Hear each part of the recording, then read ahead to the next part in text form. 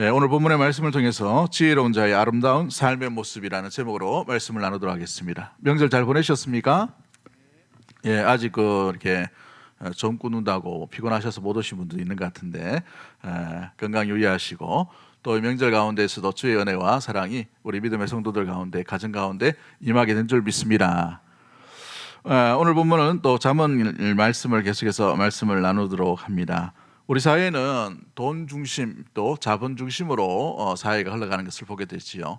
어떻게 벌 것인가 굉장히 중요한 의미를 가지고 있습니다. 돈을 어떻게 모을 것인가 굉장히 중요하고 대부분의 많은 이 베스트셀러들이 서점에 가면 제일 많은 부분, 제일 많은 신간, 제일 많은 어떤 전략들을 내놓는 것이 돈을 어떻게 모을 것인가, 돈을 어떻게 모아서 부자가 될 것인가 이 관련된 책들, 서적들이 많이 있는 것을 보게 되죠. 매스컴에도 마찬가지입니다. 여러 가지 갭 투자를 했다든지 주식을 어떻게 했다든지 비트코인을 어떻게 했다든지 이렇게 해서 내가 이 젊은 나이에 부자가 되었다. 또 노년에 이 많은 부를 모으게 되었다라고 이렇게 많이 이야기하고 떠드는 것을 보게 됩니다. 정보도 많고 이 TV 채널에 상당한 많은 부분이 이러한 정보들에 대한 이야기들을 많이 하는 것을 보게 되죠. 뉴스 시간에도 마찬가지입니다. 그런데 돈을 잘 버는 것, 돈을 어떻게 벌 것인가에 대해서는 상당히 많이 이야기하지만 돈을 어떻게 쓸 것인가에 대해서 이야기하는 데는 거의 없는 것을 보게 됩니다. 돈을 어떻게 지혜롭게 쓸 것인가, 돈을 어떻게 쓰는 것이 정말 명예롭고 정말 또 이 땅 가운데에서 제대로 사용하는 것인가를 보여주고 있는 채널은 거의 없는 것을 보게 돼요. 또 책에도 마찬가지죠. 그렇습니다. 세상은 수단과 방법보다는 돈을 많이 버는 것에 목적이 있는 것을 보게 됩니다. 그러나 지혜 있는 자는 그 아름다운 삶의 모습은 무엇입니까? 많이 버는 것보다 중요한 것은 정직하고 성실하게 버는 것이 중요하고 정직하게 성실하게 벌어서 어떻게 그것을 쓸 것인가에 대한 것도 매우 중요한 것이지요. 교회에서도 마찬가지입니다. 교회에서도 성도들에게 많은 교육을 하고 많은 설교를 통해서 가르침을 합니다. 부자가 되어야 된다.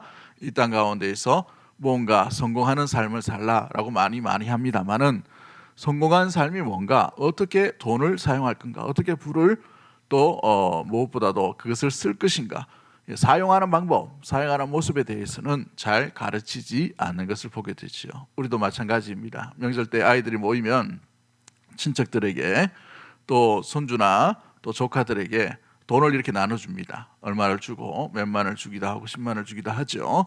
줄 때는 아이들이 고맙습니다 하고 하지만 주면서 제대로 사용하기를 원한다라고 말하는 어른은 거의 없죠. 이번 명절에 어땠습니까, 여러분들은?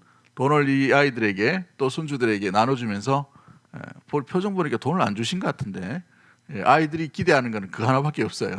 돈을 얼마 줄 건가. 그런데 그 기대하는 그 마음에 이 아이들에게 돈을 어떻게 쓸 건가에 대한 것도 짧게라도 교훈을 해주는 것이 참 좋은 의미의 교육인 것 같습니다. 왜냐하면 너무 자본주의 시대에 우리의 옛날의 어떤 정체성과 의미와 물질에 대한 아낌, 소중한 부분들을 놓칠 수 있기 때문에 그런 것이지요. 돈을 잘 버는 것도 중요한데 돈을 잘 쓰는 것도 매우 중요함을 우리 어른들이 또 부모 세대가 가르칠 수 있는 믿음의 모든 가족들 되기를 주의 이름으로 간절히 축복합니다. 오늘 본문은 바로 이와 같이 성실하게 정직하게 벌어서 어떻게 쓸 것인가에 대한 지혜자가 어떻게 지혜롭게 사는 아름다운 모습이 무엇인가를 물질을 통해서 보여주고 있는 본문이 오늘 이 16절부터 31절까지 말씀 가운데 있게 됩니다. 11절부터 31절까지 말씀을 보시면 악인과 의인, 온전한 자와 마음이 굳은 자, 또 이와 같은 계속해서 비교를 하고 있으면서 악인은 어떤 삶을 살고 또 의인은 어떤 삶을 살 것인가에 대한 물질에 관해서 기록해 놓은 본문이 실생활에 관한 부분이 오늘 우리가 읽었던 본문의 내용들이죠. 그렇다면 우리가 본문에서 아는 것처럼 지혜로운 자의 아름다운 삶의 모습을 통해서 볼 때에 어떻게 하면 지혜롭게 이 우리에게 주신 물질을 사용할 것인가, 어떻게 하는 것이 지혜롭게 이 물질을 쓰는 것일까, 어떻게 하면 이 지혜롭게 이 물질 가운데에서 아름다운 삶으로 지혜의 자의 삶의 모습들로 나아가게 될 건가, 오늘 특별히 24절과 25절, 26절, 27절을 중심으로 말씀을 나누도록 합니다. 24절 말씀 우리 한번 읽어볼까요? 24절 말씀 같이 한번 읽어봅니다. 시작. 흩어 구제하여도 더욱 부하게 되는 일이 있나니 과도히 아껴도 가난하게 될 뿐이니라. 아멘. 지혜자의 말씀은 뭐라고 되어 있습니까? 우리가 헛되어 구제하는 것이 돈을 매우 잘 쓰는 것이다 라고 이렇게 표현하고 있죠. 그렇습니다. 구제하는데 오히려 부하게 된다라고 되어 있어요. 예, 이 참 놀라운 말씀을 우리에게 주죠. 어떻게 나눴는데 베풀었는데 어떻게 부하게 될 것인가? 그래도 또 24절 말씀 뭐라고 되어 있습니까? 과도하게 아껴도 가난하게 된다라고 되어 있어요. 과도하게 아껴도. 그죠? 여러분 이 돈, 우리나라의 이 돈이라는 의미는 뭐예요? 무엇으로 시작됩니까? 왜 돈이라고 이름을 지었을까요? 그렇죠. 돌고 도는 것이 돈이기 때문에 그래요. 내가 이렇게 쥐고 있지만 이 돈이 어느샌가 자녀들에게 가 있고 또 이웃에게 가 있고 이렇게 돈단 말이죠. 돈. 그래서 돈입니다. 돈의 원리를 잘 보시면 누군가 부자가 되면 누군가 가난한 사람이 돼요. 이게 돌고 돌기 때문에 그렇죠. 아무튼 과도하게 아껴도 오히려 가난하게 된다라는 말의 의미가 무엇이고 또 흩어 구제하는데 어떻게 부하게 될 것인가. 여러분 정직하게 성실하게 돈을 벌었으나 무조건 아낀다고 좋은 것은 아닙니다. 물론 잘 아껴야 되죠. 우리는 청빈에 대해서 교회에서 참 많이 이야기합니다. 청교도적인 그런 메시지를 많이 들어왔기 때문에 청빈에 대해서 많이 우리가 잘 알고 있어요. 아껴야 되고 또 관리를 잘해야 되고 이런 부분은 참 맞아요. 그러나 청빈만 해서 될 일이 아닙니다. 청부를 해야 돼요. 청부. 어떻게 부자가 될 건가? 깨끗한 부자로 어떻게 살 것인가? 과도하게 아끼는 것이 아니라 어떻게 하라고 되어 있습니까? 흩어 구제해도 흩어 구제한다는 말이 뭐예요? 이 농사 지을 때의 방법을 얘기합니다. 흩어 구제한다는 말은 흩뿌리기를 한다는 말입니다. 흩뿌리기 할 때 정확하게 그게 씨앗이 그 땅에 떨어지잖아요. 어떨 때는 이 굴곡에 들어갈 때도 있고 어떨 때는 높은 데 들어갈 때도 있고 이쪽에 들어갈 때도 있고 저쪽에 들어갈 때도 있단 말이죠. 흩어 구제한다는 말은 임의로 뿌린 그런 의미의 구제를 의미합니다. 특별한 목적을 가지고 저 사람을 도와야지 이런 것도 있겠지만 그렇지 못한 구제의 모습도 있다는 것이죠. 그래서 흩어 구제하는 것이 오히려 돈을 아끼는 것이 아니라 부하게 되는 방법이 있다라고 성경은 말씀하고 있는 것을 보게 됩니다. 또 빈궁해지는 것이 아니라 더 부하게 되는 자들이 있음을 말씀해 주고 있지요. 그래서 25절 말씀에도 이 말씀이 반복됩니다. 25절 말씀 같이 한번 읽어봅니다. 시작. 구제를 좋아하는 자는 풍족하여 질 것이요 남을 윤택하게 하는 자는 자기도 윤택하여 지리라. 구제를 좋아하는 자는 뭐 하게 된다고 되어 있습니까? 오히려 풍족하게 된다라고 되어 있어요. 그 뒤에 가장 중요한 내용의 말씀을 하죠. 남을 윤택하게 하는 자는 누구도 윤택해진다고요? 자기도 윤택해진다. 여러분 이 본문을 한번 밑줄을 끊어보시면 좋겠습니다. 너무나도 중요한 메시지고 오늘 이 본문 때문에 제가 설교를 다시 아침에 와가 다시 준비했어요. 이전까지 지난주에 다 준비해놨다가 또 우리 교육자들도 추석 좀 보내라고 제가 오늘 설교를 합니다만은 미리 이렇게 준비해놨다가 이 본문의 말씀을 마음에 이렇게 읽고 묵상하는 중에 이 본문을 다시 묵상하고 다시 정리해야 되겠다라는 생각을 가지고 새벽부터 아침까지 다시 이렇게 정리하게 되었어요. 본문 말씀을 보시면 뭐라고 되어 있어요? 남을 뭐 하는 자가? 윤택하게 하는 자가 자기도 윤택하게 되리라 라고 되어 있습니다. 말씀 묵상하면서 어떤 느낌이 듭니까? 어떤 생각이 들어요? 어떤 마음이 듭니까? 어떤 의문이 드나요? 여러분 내 행복은 내게 달려있는 것이 아님을 말해주는 겁니다. 내가 부하게 되는 것이 내게 달려있는 것이 아님을 얘기하는 거예요. 공동체와 유기체와 항상 함께 연관되어 있는 것을 말해주고 있는 것이죠. 내 행복이 내가 행복을 추구하고 행복을 얻고 행복을 위해 만들어가고 행복을 위해 살아가는데 행복은 오히려 멀어지게 되는 거예요. 그런데 남을 윤택한 삶을 살다 보니 어떻게 돼요? 오히려 그 행복이 내 가운데 찾아오게 되는 것입니다. 그러므로 성도 안에서 크리스찬이 믿음의 길을 걸어갈 때 참된 행복을 누리고 참된 행복을 찾는 것은 어디에 있는가? 내 옆에 사람, 내 이웃 사람과 밀접한 관계가 있다는 것이죠. 내 이웃이 풍성하게 살아가는가? 내 이웃이 풍족하게 살아가는가? 내 이웃이 부족함 없이 살아가는가? 내 이웃이 감사하며 살아가는가? 내 이웃이 가운데에 마음의 기쁨과 평안을 가지고 살아가는가? 그 삶의 모습이 나의 기쁨과 나의 평안과 나의 행복과 나의 어떤 즐거움과 항상 연결되어 있다는 사실입니다. 내 행복이 내게 아니라는 것을 말해주고 있는 것이지요. 사랑하는 성도 여러분, 그렇습니다. 여러분, 집에 남편이 행복한데 아내가 행복하지 않는다, 이건 문제가 있는 거예요. 그렇죠? 아버지 세대가 행복한데 아들 세대가 행복하지 않는 것은, 이것도 문제가 있는 모습들을 보게 됩니다. 마찬가지죠. 우리 이웃 가운데도 마찬가지입니다. 여러분, 구역 식구가 어떤 사람이 행복한데 그 구역 식구 안에 또 행복하지 못한 사람이 있다면, 그것은 우리의 삶 가운데 그 행복을 그쪽으로 계속해서 생각하고 기도하고 축복을 하고 함께 나아갈 수 있도록 이 평행 이론으로 같이 나갈 수 있는 그런 모습들이 바로 성도 안에 윤택해지는 방법의 모습들이라는 사실입니다. 내 삶 가운데, 우리의 삶에, 우리의 가정에, 우리의 어떤 가문 가운데 평탄과 윤택해지기를 원하십니까? 그러면 우리의 시각을 이웃에게 돌리십시오. 이웃 가운데 풍성함을 채워주면 오히려 우리의 풍성함은 우리 하나님께서 채워주시는 놀라운 일들이 일어나게 되는 줄 믿습니다.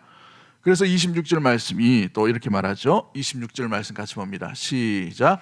곡식을 내놓지 아니하는 자는 백성에게 저주를 받을 것이나 파는 자는 그의 머리에 복이 임하느니라 라고 되어 있어요. 여러분, 이 말이 무슨 말이냐면 추수가 끝나고 난 뒤에 많은 사람들이 농사를 짓거나 짓지 못하거나 이럴 때가 있죠. 그런데 농사를 많이 지었던 사람의 책임과 의무는 이 곡식이 많은 이웃들에게 곡식으로서 보내지고 먹을 수 있도록 하는 것이 하나의 귀중한 의무라는 사실입니다. 그런데 자기 농사 지었다고 해서 자기는 먹을 게 풍성하니까 그냥 저장 창고에 가다 넣어버리면 어떻게 됩니까? 다른 사람은 곡식을 먹을 수 있어요, 없어요?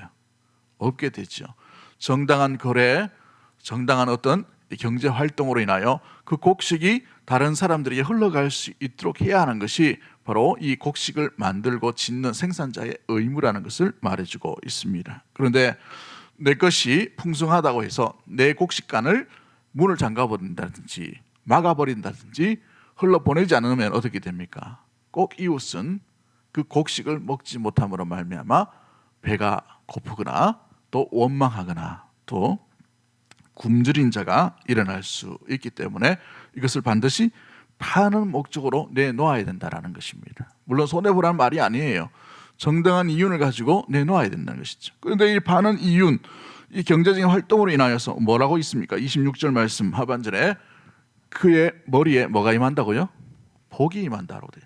정당하게, 정직하게, 성실하게 흘러보낼 때에 오히려 이것이 복으로 그에게 찾아오게 됨을 말씀하고 있는 것입니다. 그렇습니다. 여러분, 우리가 이 원리들을 항상 잊지 않게 되기를 원합니다. 내가 내 행복을 내가 찾아서 내가 이득을 가져서 내가 열심히 노력해서 내가 뭔가를 취하는 것, 여러분, 이것은 세상의 원리고 세상의 가치입니다.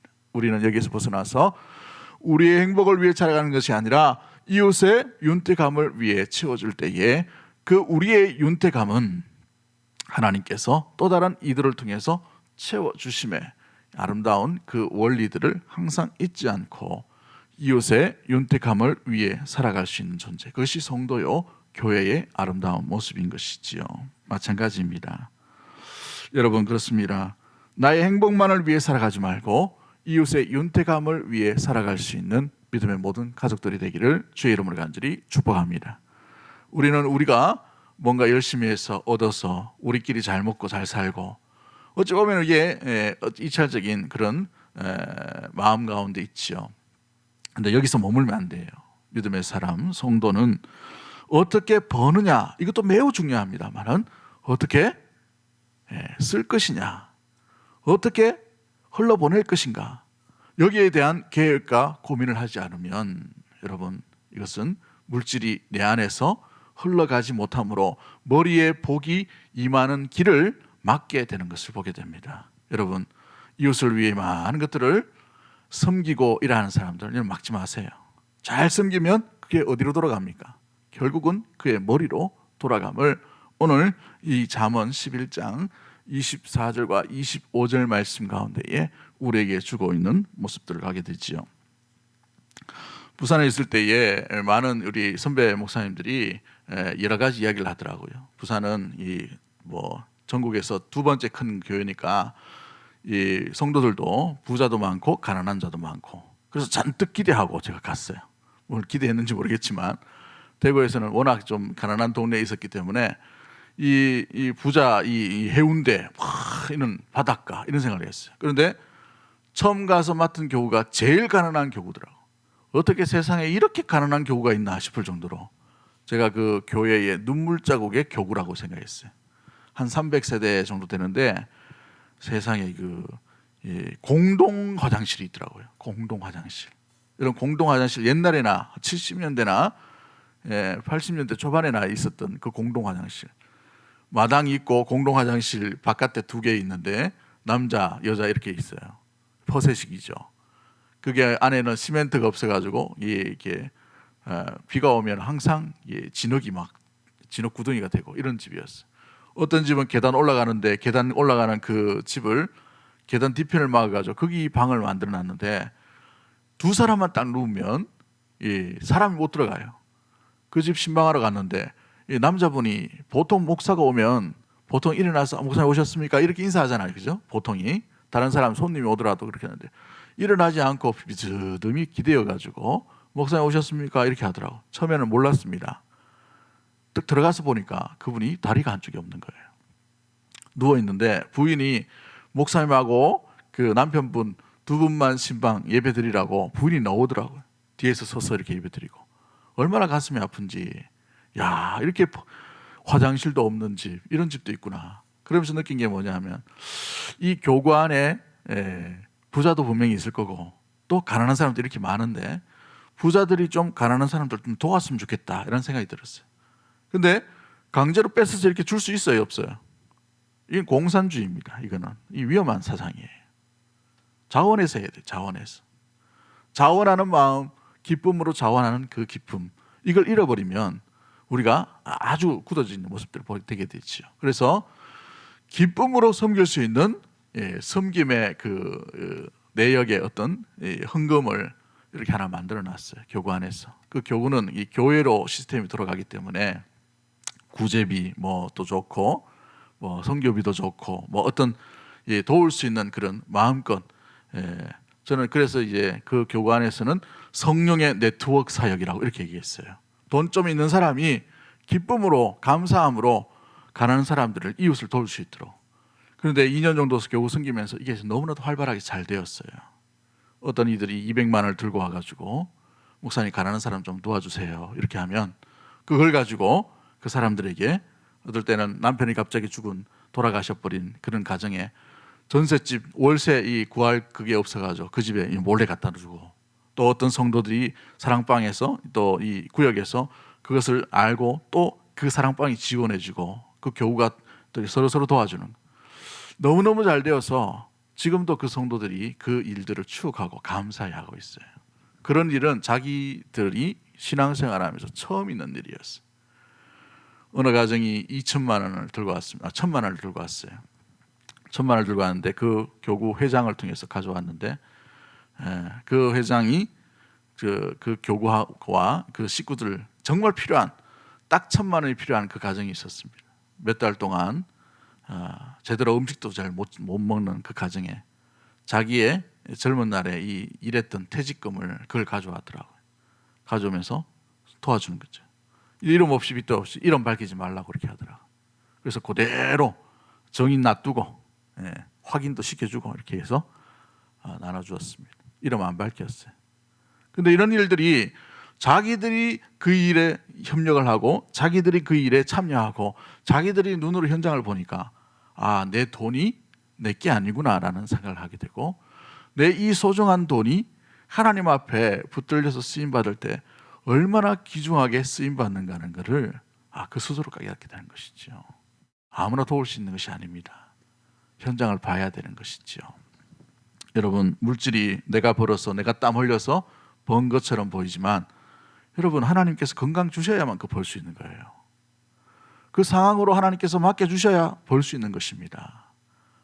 그래서 내게 아니에요. 내 주문에 있다고 해서 내게 아니라는 겁니다. 웨슬레는 당신의 돈 주머니가 회개하지 않으면 당신의 회개는 가짜입니다라고 얘기했어요. 그게 무슨 의미입니까? 내 모든 상황도, 시간도, 내 은사도 다 하나님 것입니다 되는데, 오늘 현대 시대에 내 이 물질관, 돈 부분에서는 주님 것입니다라는 개념을 가지기가 점점 어려운 시대 가운데 나가게 되는 것이죠. 왜 세상 앞에서 성도들이, 크리스찬들이, 또 예수 믿는 사람들이 옹색하고 인색하다라는 그런 느낌을 받을까요? 왜 세상 앞에 사람들은 교회를 바라보고 성도들을 바라볼 때에 바늘 하나 찔러도 피가 안 나올 그런 사람이라고 이렇게 자꾸 이야기할까요? 왜 인정머리 없는 사람, 베풀지 못하는 사람으로 자꾸 인식하고 있을까요? 우리가 가지고 있는 것을 우리가 움켜쥐고 있기 때문에 그런 것이죠. 오히려 이것을 흘러보낼 수 있으면, 남의 유익과 남의 윤택으로 보낼 수가 있다면, 하나님께서 우리를 먹이시고, 하나님께서 우리를 채우시고, 하나님께서 우리를 세우시고, 하나님께서 우리를 회복해 하시고, 하나님께서 우리를 인도해 주심을 더 많이 경험하게 되는 일들이 일어나게 되는 줄 믿습니다. 그런 윤택한 길 가운데에 쓰임받을 수 있는 믿음의 모든 가족들 되기를 주의 이름으로 간절히 축복합니다. 잠언 19장 17절 말씀에 이런 말씀이 있어요. 잠언 19장 17절 말씀에 7절인가요? 7절이죠. 시작. 가난한 자를 불쌍히 여기는 것은 여호와께 구워 드리는 것이니 그의 선행을 그에게 갚아 주시리라 라고 되어 있어요. 가난한 자를 어떻게 한다고요?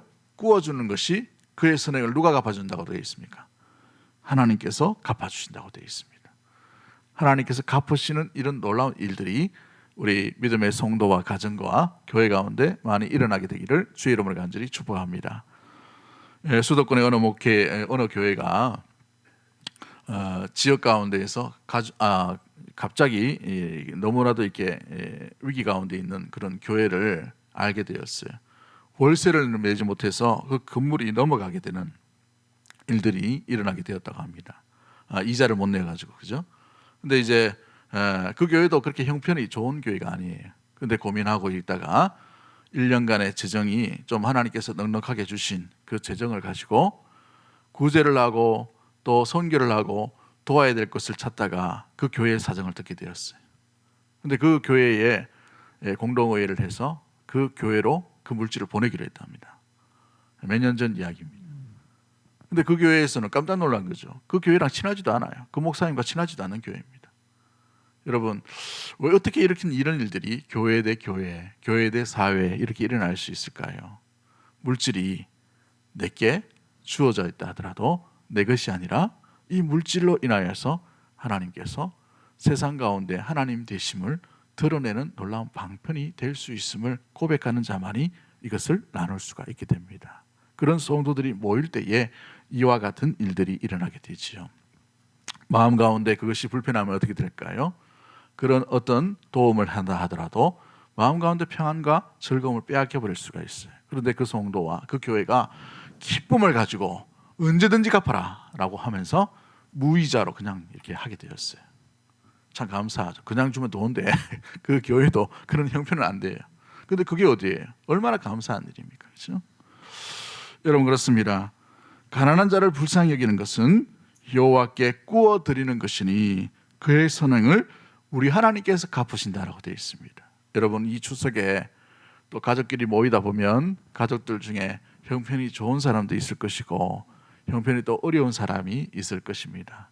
꼭 모이면 형편이 어려운 사람들은 자격지심이나 좀 뭔가 기죽어 있거나 뭔가 연약한 모습들이 있겠죠. 그럴 때에 좀 있는 사람, 있는 가정, 있는 집이 어떻게 해야 될까요? 더 겸손한 모습으로 아름다운 선행이 말 한마디라도, 그렇죠? 조금이라도 이런 아름다운 선행, 도움, 베품, 이것이 바로 성도의 가정에서 일어나야 될 아름다운 모습인 줄 믿습니다.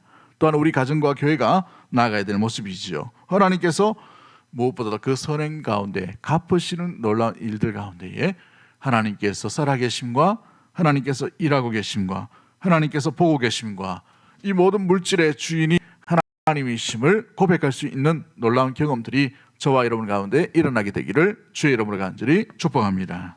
그렇습니다. 하나님께서 갚으신 분, 여러분 사랑의 나눔 있는 곳에 하나님께서 계십니다라는 찬양이 있어요.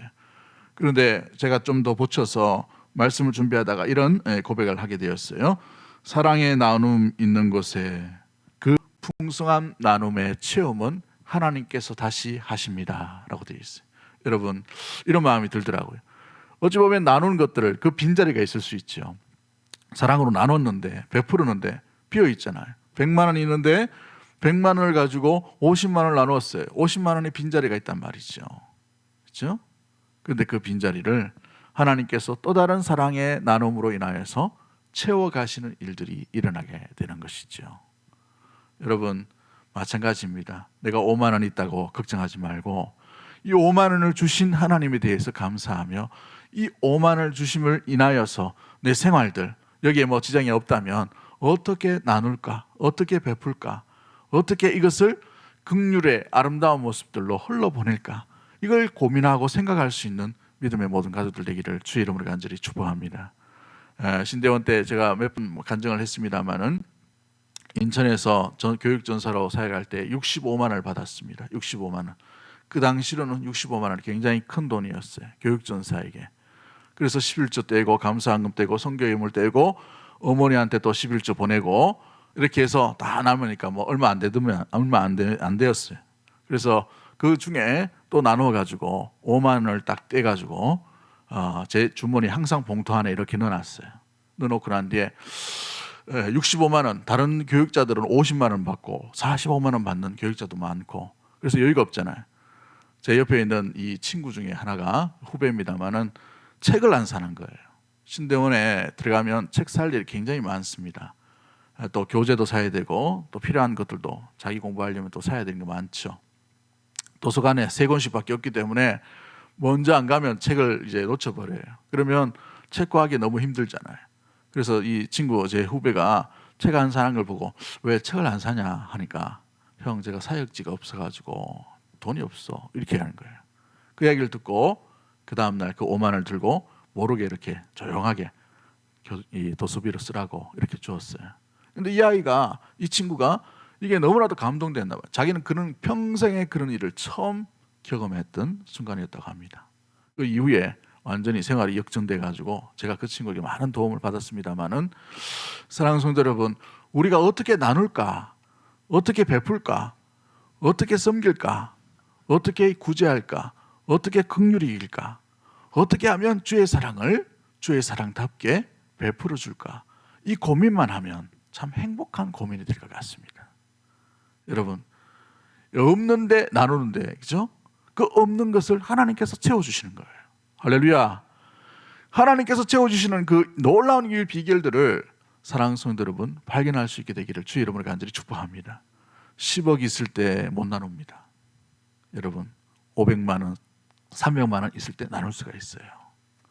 20억, 100억 있으면 못 나눕니다.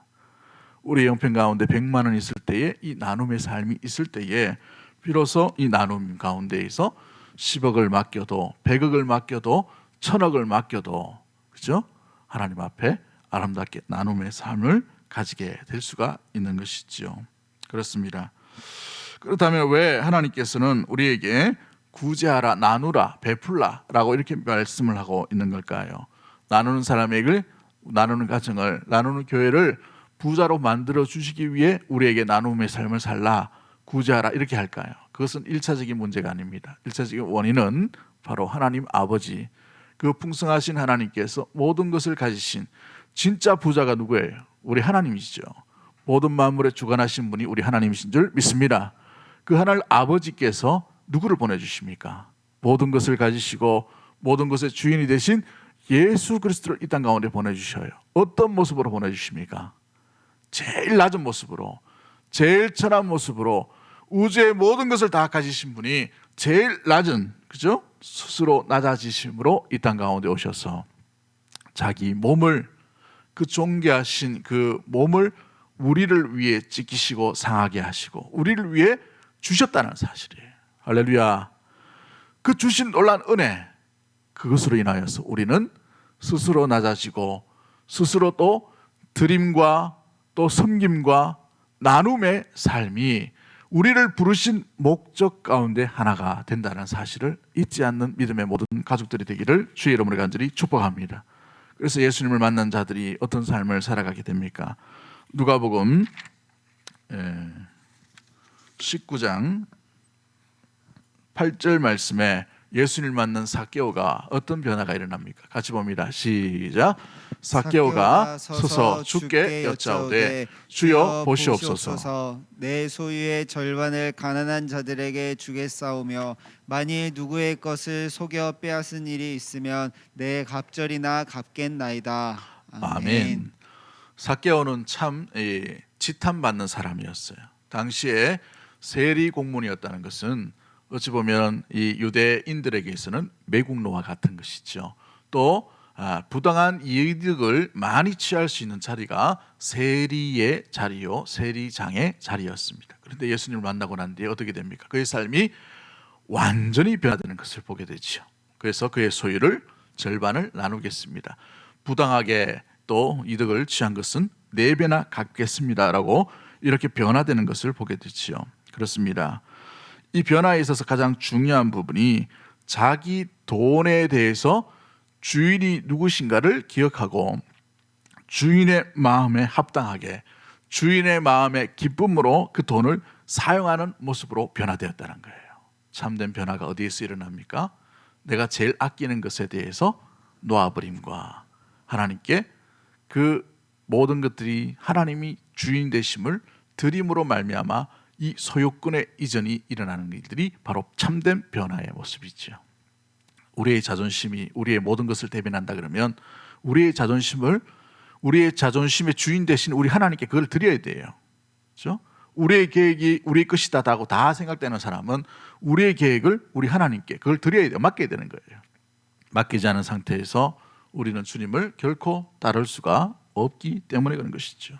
건강도 마찬가지입니다. 우리 건강이 다다라고 생각되는 사람은 건강을 우리 하나님께 맡겨드려야 돼요. 건강을 내어드림이 있어야 되는 것이죠. 사랑하는 성도 여러분, 참된 변화는 내가 주인 삼았던 그 모든 것들을 비로소 주님께 드림으로 말미암아 내 주인 되신 그 주님께서 그것을 다스리시고 이것까지도 인도하여 주시고 이것까지도 다스리시고 이것까지 돌보실 수 있는 충분한 능력이 있는 분이 바로 하나님이십니다라는 고백이 되어야만 비로소 변화와 바뀜과 회복과 무엇보다도 성장과 성숙이 일어날 수 있게 되는 것이죠. 삭개오에게 있어서 오늘 예수님을 믿자 말자 곧바로 참된 변화가 일어났던 모습들을 통해서 알 수가 있는 것이죠. 그렇습니다. 세상은 우리에게 더 많은 것을 가지라, 더 쌓아두라, 그래야 노후가 대책이 되고 마음이 평안하고 그래야 뭔가 자녀들에게 떵떵거리며 살 수 있다라고 말합니다. 그런데 믿음의 성도의 가정은 달라야 되는 것이죠. 우리의 가지고 있는 이 모든 것들이 주께로부터 왔기에 주님의 손에 맡겨야만 비로소 평안과 무엇보다 안녕과 기쁨과 안전을 그 삶을 온전히 살아가게 되는 줄 믿는 믿음의 모든 가족들 되기를 주의 이름으로 간절히 축복합니다. 할렐루야. 그렇습니다. 우리 믿음의 성도들의 행복은 내게 달린 것이 아니라 내 이웃 가운데 윤택함 속에서 우리는 그 행복과 윤택함을 찾을 수 있다라고 서론의 말씀을 드렸어요. 여러분 참된 행복을 누릴 수 있는 믿음의 모든 가족들 되기를 주의 이름으로 간절히 축복합니다. 그러려면 내 이웃의 행복에 관심을 가져야 됩니다. 내 이웃의 연려와 연약함과 부족함에 관심을 가져야 되는 것이죠.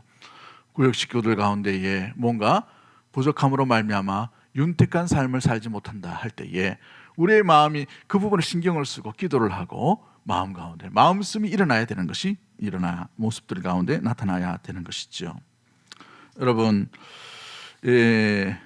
시간이 좀 지났지만 마무리를 합니다. 어느 심리학 교수가 자기 제자들과 수업하는 시간에 풍선을 가지고 왔어요. 풍선을 가지고 와가지고 그 풍선에다가 이름을 쓰라라고 이렇게 합니다. 그래서 자기 이름들 다 씁니다. 다 쓰고 난 뒤에 이제 바람을 넣고 이게 풍선을 팽창시키라고 이렇게 얘기했죠. 팽창시키고 나니까 그것을 묶어서 하늘로 띄워보라고 막 이렇게 얘기합니다. 그러니까 이제 학생들이 풍선을 띄우니까 뭐 풍선이 뭐 온 강의실에 풍선 막 날아가고 막 이렇게 한 것이죠. 그런데 여기까지 게임을 하면 좋은데 이 교수가 갑자기 있다가 이제 자기 이름의 풍선을 찾아보세요라고 하니까 완전히 난장판이 된 거예요.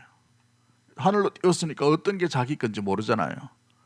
주워 보니까 자기 게 아닌 건 또 날려버리고 또 막 찾다 보니 아우성이 되었어. 5분 동안 시간을 줬는데 한 사람도 자기 이름의 풍선을 찾지 못한 것이죠.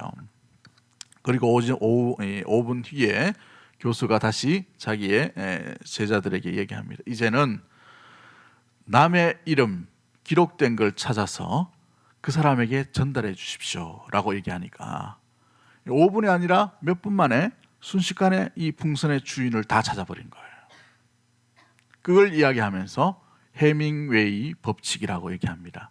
행복은 내게 이렇게 내가 쫓아가고 파랑새처럼 내가 추구하고 내가 갖고 내가 내 힘으로 얻는 것이 아니라 다른 사람의 유익과 다른 사람의 행복과 다른 사람의 윤택과 다른 사람의 평안과 다른 사람의 즐거움을 채워갈 때에 그 속에서 내 행복 역시도 다른 사람에 의해서 행복이 물결처럼 찾아오게 된다라고 이렇게 심리학 용어로 해밍웨이 법칙이라고 이렇게 이야기하는 것입니다. 행복은 다른 사람의 행복과 함께 있는 것이다라고 되어 있어요. 오늘 24절, 25절 말씀 가운데에 남을 윤택하게 하는 심령, 남을 윤택하게 하는 가정, 남을 윤택하게 하는 교회는 그 속에 하나님께서 우리에게 주시는 놀라운 은혜로 말미암아 하나님께서 또 다른 사람을 통해 그 심령 가운데의 윤택함의 삶을 갚아주실 줄 믿습니다. 그 가정 가운데 그러한 일들이 일어나게 될 줄 믿습니다. 그 교회 가운데에 하나님께서 주시는 참된 윤택함이 놀랍게 주님에 의해서 채워지는 일들, 그 일체의 비결을 발견할 수 있는 믿음의 모든 가족들이 되기를 주의 이름으로 간절히 축복합니다. 지혜자의 삶을 살아가는 믿음의 모든 가족들이 되기를 주의 이름으로 간절히 축복합니다. 기도합니다. 하나님 아버지 감사합니다. 하나님께서 우리의 삶을 참 많은 것들로 채워주심 인하여 감사합니다. 하나님께서 채워주신 이 은혜의 물질들, 또 하나님, 또 사랑, 또 여러 가지의 은사들을 나를 위해서 사용하는 것이 아니라 내 옆에, 내 이웃에, 또한 무엇보다도 함께 살아가는 모든 가정 가운데에서 함께 나누고 베풀며 또 하나님 섬길 수 있는 복의 통로 될 수 있도록 주님 인도하여 주옵소서. 내게 건강 주시고 내게 물질을 주시고 내게 은사를 주시고 내게 지혜를 주시고 내게 귀한 마음을 주신 것은 나만 위해 살아가는 것이 아니라 나를 통하여서 주님의 살아계심을 이웃들도 함께 누리고 발견할 수 있는 복의 통로로 우리를 불러주시고 사용해 주시는 줄 믿습니다. 그러한 아름다운 삶, 참된 행복이 내 손에 있는 것이 아니라 남과 함께, 이웃과 함께 있음을 기억하고 많은 이웃들과 많은 사람들을 함께 살릴 수 있는 복된 복의 통로, 주님이 사용하실 만한 은혜의 귀한 믿음의 모든 가족들, 교회가 될 수 있도록 주님 인도하여 주옵소서. 그러한 자에게 더 많은 것들로 채워주시며 하나님께서 채워주시고 흔들어 넘치도록 부어주시는 놀란 하나님이심을 기억하며 그 하나님과 날마다 동행할 수 있도록 주님 은혜 베풀어 주옵소서. 그리하실 주님을 기대하고 살아 역사하실 우리 구주 예수 그리스도 이름으로 기도하옵나이다.